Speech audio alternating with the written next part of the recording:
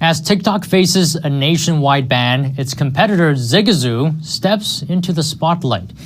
It's known as basically a TikTok alternative except for children as young as 3 years old.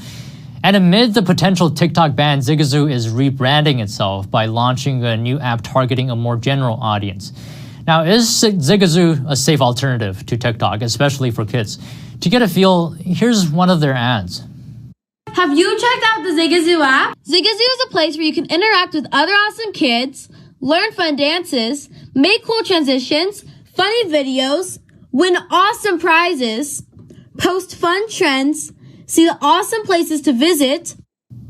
About whether it's safe, we talked to technology expert Burton Kelso.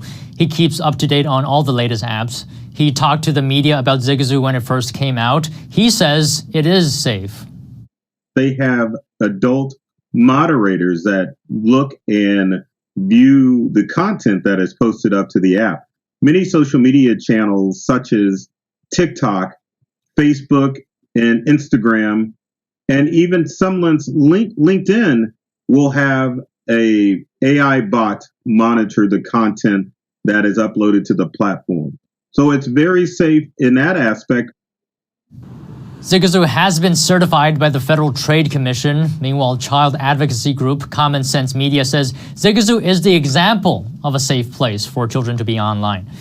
But there are a couple of concerns. A key feature of its app is connecting kids with brands. Now, basically inviting businesses to sell to young children as young as 3.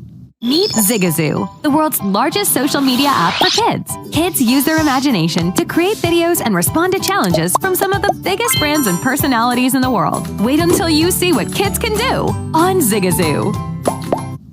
And what are the concerns of letting businesses market to children? We talked to nonprofit Fair Play and advocates for children's well-being in an increasingly commercialized environment. The organization wants kids to be free from manipulation by marketers and big tech. Fair Play campaign director David Monahan says he is worried about Zigazoo. Kids and teens are exposed to manipulative design, which tugs them to be on platforms and to spend many hours on platforms, scrolling through social media, wasting hours and hours. A ton of sensitive data is collected from young people on social media and used to target them with marketing. And through that marketing, young kids, when they're impressionable, are being sold the concept that they have to buy the right clothing and they have to support the right brands and that's going to make them happier. Monahan also questions the authenticity of the app. He says Zigazoo may be set up purely to promote brands to users. Sure, brands have jumped on the bandwagon and said, how can we use this to our benefit? But it seems like the very reason that Zigazoo has been set up is to help market brands and to collect data from young people. And if you look at their privacy policy, they'll be collecting a ton of sensitive data, and they will, it seems to be, they will be using that data to market brands and products to young people. Zigazoo was founded in America by Democratic socialist Zach Reingelstein and his wife Leah. The two created during the COVID pandemic for their 3 children. We reached out to them but didn't hear back before airtime.